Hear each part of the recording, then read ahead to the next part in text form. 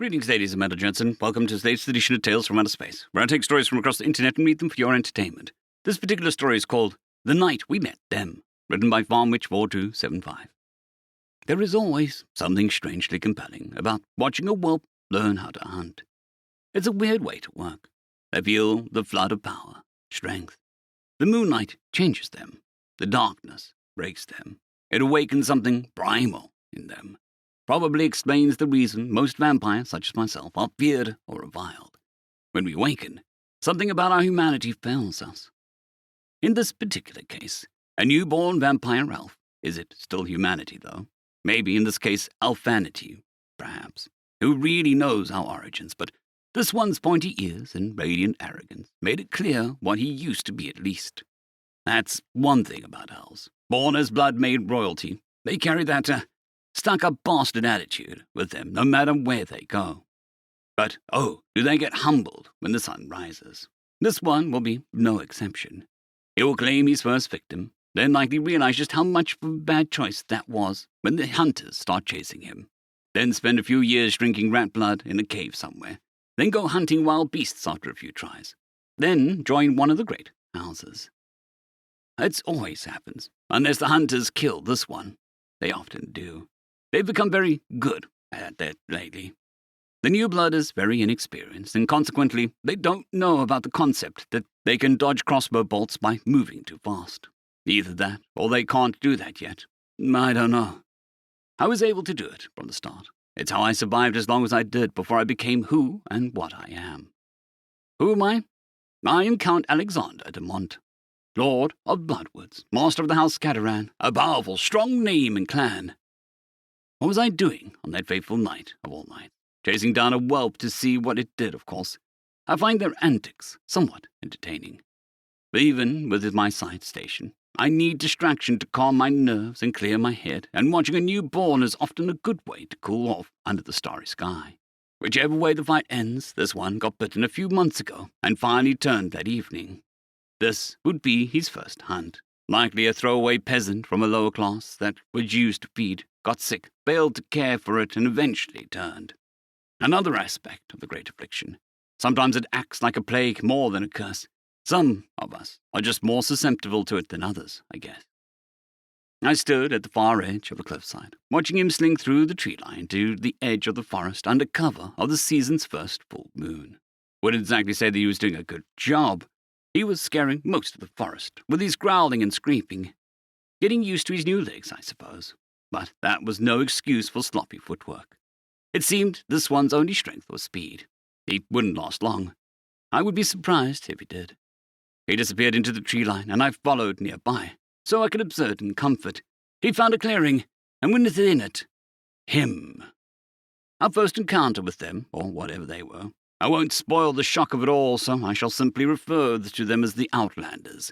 This one was a scholar, an artificer of some kind. Still don't know for certain what a mechanist engineer is, but I'm sure we'll learn in due time. There was a strange haze accompanying the evening cold this time. I never felt something like it.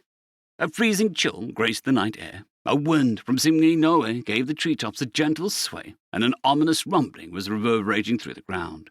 I had no idea what to think of it, but maintained a safe distance and watched what was happening. I took a close look at the intended victim, and a cold sweat overcame me, a sense of foreboding making itself known. Scarlet red robes made of heavy leather, some strange pipes and steel ropes permeating its back, a full mask the likes of which I'd never seen, with silver and purple trim. He stood at a table of some kind, which was covered in books and tomes, rare treasures in this day and age, so that caught my attention. As the whelp moved closer and stepped into the clearing, I then immediately picked up a new sound. Heavy, mechanical, metal on metal, like 1,000 tiny irons were scraping together. I couldn't see it as such. Heavy brush and branch obscured my vision, powerful though it was. I heard tell, maybe, of mountain folk were making their absurd machinery, but this was so far from the north. It would be impossible to resume them. They hate the lowlands. They never leave. I watched the whelp ignore the ominous metal noises and creep closer. I could almost see the smirk of satisfaction on his face for an easy kill. The whelp whispered, "You will make a good first meal." Then a tree-trunk-sized hunk of metal swooped in from the left side, appearing with speed and slamming into the poor bastard with enough force to instantly shatter dozens of bones and send him flying. The metal chunk was shaped like a claw of some kind, and was at least a few tons in weight, and moved with the same speed as a professional warrior would throw a punch. He screamed in agony as he was catapulted off to the tree line before slamming into a tree with enough force to break what few bones he had left and causing the tree he hit to splinter somewhat. He had no chance to recognize his error. He suffered so much damage in one fell swoop. He turned to dust instantly as he fell to the ground. The human seemed shocked for some reason, and approached the dust cloud as it settled with one of the oddest tools I've ever seen drawn prepared for battle. It was a long chew with a wooden handle, shaped strangely and tipped with a small blade and some kind of spyglass built on top of it. He approached the dust pile and sloshed it around with his foot, seemingly confused, as he could be trying to figure out what happened. It was now that I was able to get a good look at the hunk of metal. The wind blew just so, and I saw it. The huge mechanical monstrosity that towered above the tree line, 6 huge mechanical legs, each as thick as a full-grown oak tree with segmented parts supporting a large plate-shaped midsection and a huge egg-shaped head. The head had 6 large ruby-red eyes that looked in multiple directions, each leg tipped with a huge tree-toed claw that dug into the ground. It carried on its frame several strange, independently moving mechanisms that seemed to track things in the tree line. It clanked about a bit, and I lost sight of it, unsure of how to proceed. I then heard him speak, the most unnatural, distorted, corrupted voice I'd ever heard. But in clear and plain Alabaean, I knew Alabaean, or, as it called it, English. Granted, it was a bit broken with his accent, but it was clear enough. Mother Base, this is Unit 2-0. I've just encountered a hostile native. Subject neutralized by the defense unit. It was hit, then it turned to dust against a tree. Please perform scans and advise on course of action. 02 over. Who is he speaking to? I didn't sense anyone else there except those machines. Then I heard a voice speak, still distorted, but clear. Female, coming from him? Or was it a little box with a yellow glow on it, mounted on his backpack? Strange backpack. It was heavy, metallic, with lots of odd knobs and pointy bits on the top. Copy that 2-0, stand by for rescan. Caliban unit is inbound via hot drop. Clear the road. Hold for results. The voice replied. What were they talking about? I understood the words, but I had never heard them before. Not in these contexts, at least. This was definitely something new and unusual. I had no idea just how deep I'd gotten myself. The man approached the dust pile and procured a strange device that he aimed and did something with it. I presumed it did something because it made sounds. Mother Base, scan incoming. Hold for refraction wavelengths. I think I know why we failed the first time. This guy looked human before I punted him into the next millennium. Standing data, he said. Perceiving. Hold.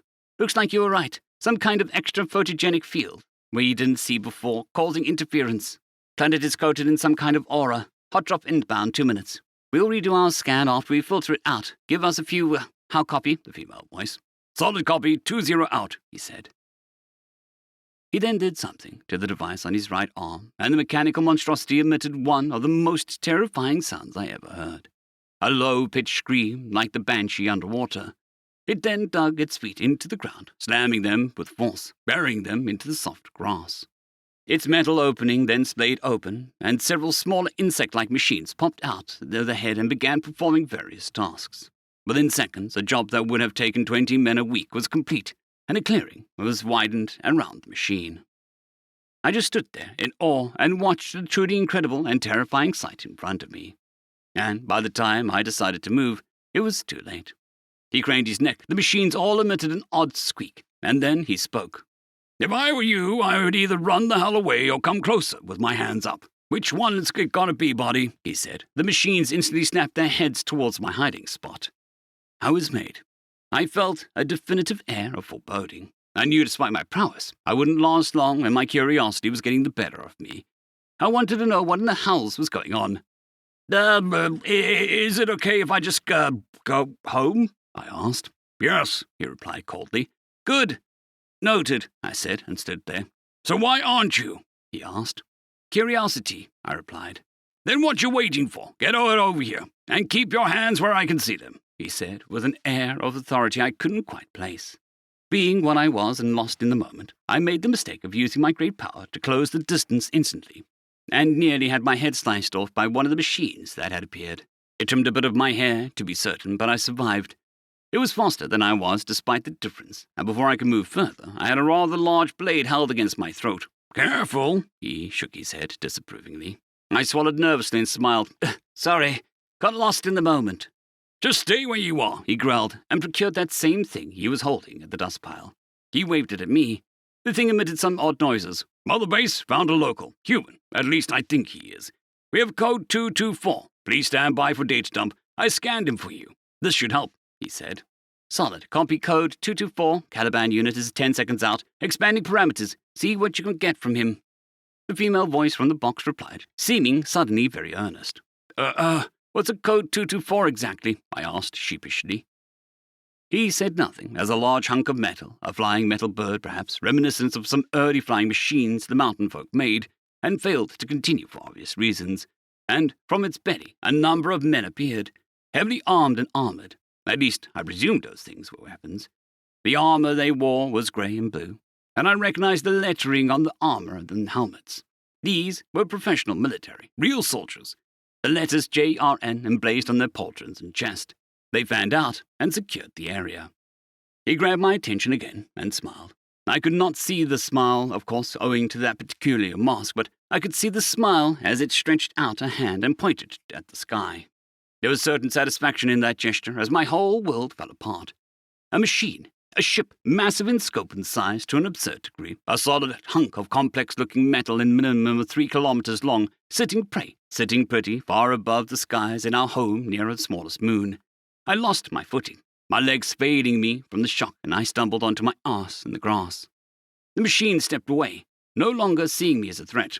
"By the gods!" was all I managed to say. I sat there for a few minutes, just silent, in shock, trying to make sense of what I was looking at. The huge machine, the strange clothing, the massive warship. I was unable to make sense of what reality was for a time. The sheer shock making my mind break. I was no fool, so it didn't last. The shock wore off faster than he was expecting. I was the leader of one of the world's great houses, after all. I had to think fast and act faster. I cleared my throat and stood up, straightening my coat.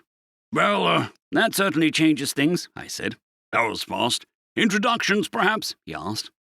"Caden Brent, Master Mechanist of the Jovian Royal Navy, 5th Cohort. This," he said, gesturing to the towering machine, "is Brenna, my lovely mechanoid. Behind you is the soldiers of the Jovian Royal Navy. Count Alexander de Mont, Lord of the Bloodwoods, Master of House Caderon. At your service. Welcome to Alaria, I guess. No idea how to proceed here. You have met me in somewhat questionable circumstances," I said. "A noble lord of a noble house. What are you doing here in the woods at this hour?" he asked. "Do you believe in the concept of vampires, dear sir?" I said, smiling as such he could see my prominent fangs. "Well, what's new?" he replied, craning his neck confusedly. "This world is flush with them. We have a certain understanding with the local populace and work accordingly with them, to an extent at least. The one you killed was what we call a whelp, or a newborn vampire," I replied as calmly as I could. "I have to ask, is there magic here?" he asked. I simply reached a hand out and whispered a fast incantation, and in my palm appeared a small ice ball. "Well, that answers my question. Mother Base, this is 2-0. Refactor scanners for wavelength class Alpha 7 Bravo. How copy?" he said. "Solid copy, please hold," the female voice said. We waited for a few moments. 2-0, we have positive ID. The system is ready for full planetary scan. Looks like we stumbled upon another lost colony. This one looks fun. Sensors are detecting demi-humans, too. I'm sorry, but can you please explain what's going on here before I become so confused that my hair inverts?" I asked. "Here's a short history lesson. Around 6,000 years ago, aliens, otherworlders, came to Earth, the birthplace of humanity, far away from here. They grabbed some people in an experiment, cloned them, and seeded them across the galaxy. You were one such seed they spread across the galaxy. It was some kind of experiment. They didn't live long enough to actually conclude anything from it. Their galaxy-spanning empire collapsed and imploded. We have been alone in the galaxy, at least as far as we know. And we, the Cradleborn, are not the first to get to space. But we are the first to go interstellar. We are both human, you, me, them, the pointy-eared guy we bashed into oblivion, all of us. We're technically alone, and technically not alone all at the same time. There you go, short answer. Long answer is a lot more complicated," he replied. I was taken aback by that statement for a time and remained silent for a bit longer than I thought. So long, in fact, that one of the soldiers approached and asked if I was okay or needed medical help. I'm fine. It's just a lot to take in a very short time. This is all a bit overwhelming. I don't know how to proceed, I replied. Then let's follow protocol. I have an actual diplomat on board who can speak to you properly and arrange things. My boss will send a detachment to keep her safe. I'll keep my machines here for their duties. We can conduct diplomacy first, then we can talk about history. When everyone is appraised of the situation, we can talk about where we go from here, he replied calmly. I have a strange sense of foreboding about all of this, I said meekly, but it seems I have no choice anymore. Not really. This will leak out one way or another, but in terms of general geopolitics, you are in good hands with the Jovian royal estate. We treat our subjects well, unlike the IMDC or the UEL, so be less worried than you currently are. Her Majesty the Queen is very, friendly. To a degree most of us have to talk her out of, but she is very good at what she does. We have laid claim to the star system, so legally the various other factions in the galaxy can't do anything with you or about you until we've explicitly say so, he said. I was taken aback by that for more than anything else. That, you still have factions and tribes in your spaceships. Yep, spaceships or caves, you still have something bigger to belong to. It would take far too long to list who is what and why, and when frankly the only faction you need to care about for now is the JRE. As soon as you and the rest of the other houses, I'm sure they would like to be included, are acclimatized to our presence and are aware of what's going on, then we can go from there. For now, here, he said, and handed me a small device of some kind. What is this? I asked, looking at the odd fancy-looking rectangle. It's a PDA, a personal digital assistant. It has a map, communications, I can call you on it, a few other things. I'll show you how to use it, and we can keep in touch via text or voice call. It'll make things a lot easier and a lot faster. I'll show you how it works, he said. I nodded and followed him to the huge machine, Brenner, as he called it, and waited for him to show me. But first, I had a question. I have a question before we start. The machine, Brenner, was it? What exactly is it, and how do you control it? Short answer. Brenner is a mechanoid. Robots, autonomous machines, golems, constructs made to assist our duties and operations. I'm sure you know about the concept of a golem. These machines are similar mechanoids, are the next step up from golems, robots and automatons. Golems are controlled by the will of their mages. Robots are controlled by a central computation network. A mechanoid, well, he turned his head and pointed at the various pipes going to the back of his neck. I control these ones with my brain. I see what she sees what I see. We share the same mind. In short, it's a psychic connection. Only very few people in the galaxy, like myself, are compatible with the hardware needed to facilitate this. And these mechanoids, they are grown, not built, he said. There is probably greater context, but we lack the time.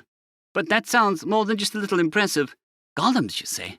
I know a few mages who use that magic often enough. Maybe there is something to learn from both sides here, I said. That's the hope. No matter where we go, there's always something new to learn. I remember the planet of cat people sorcerers we found a decade ago. Oh, that place was something else, I tell you, he said. Did you say cat people? Felinid sorcerers, an entire planet of them? I asked, my smile becoming very wide. Yes, I'm guessing you have them here too, since you know of them, he asked. Oh yes, and they are treasured by the general populace, especially the nobility. But for some reason, they are becoming vanishingly rare, I remarked. That is unacceptable. But something to sort out at a later date. Do you know of a place large enough to land that thing? He said, pointing at a ship. That thing can land down here? Indeed it can, he said. Well, I can show you a few spots. We'll be a bit tight maybe, but there is a large clearing area we used for festivals and whatnot. It seems big enough to hold that thing, or at least from what I can see from down here, I said. That's a good start. We'll do that another day, though. I doubt anybody will be happy to see a 1.5 mile long starship just casually park itself in their back garden. We can discuss this at length diplomatically. We can go our separate ways for now and use the PDA to organize. I have to report this and file paperwork, and more importantly inform the Queen. I need a reinforcement fleet in this system as fast as possible. Lots of work to do. In any case, he said and extended a hand. Pleasure to make thine acquaintance, my lord. Let us talk business. I shook his hand in response, and the first domino fell from that simple gesture. End of story.